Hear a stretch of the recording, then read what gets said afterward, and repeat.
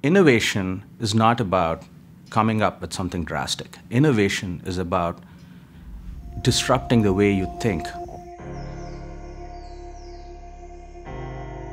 Over the last 20 years, Wi-Fi has transformed the world. In Wi-Fi lands, we have worked diligently to ensure that Wi-Fi democratizes connectivity.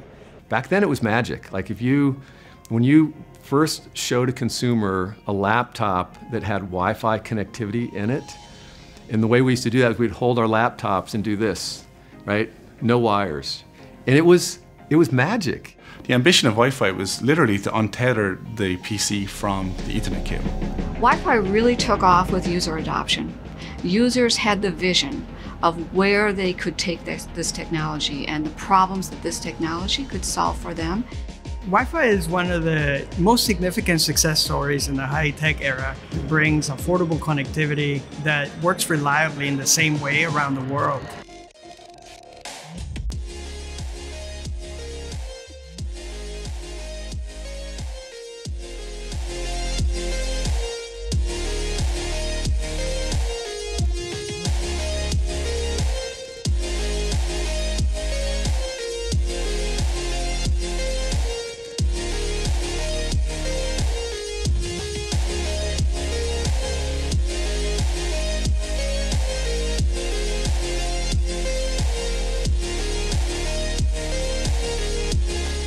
In the past 20 years, Wi-Fi has been the technology that has had the biggest socioeconomic impact around the world.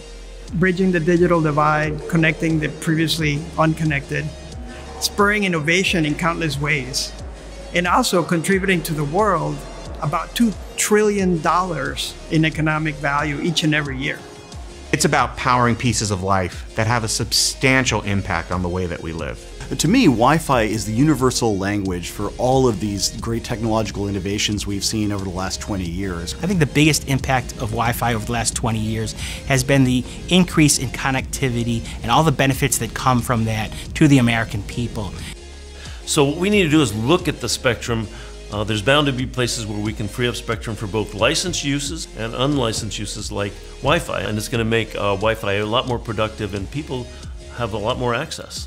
Our hope is that all the entrepreneurs who came up with Wi-Fi in the first place can now take this spectrum and run with it. Wi-Fi is so important for businesses, for innovation, and for consumers.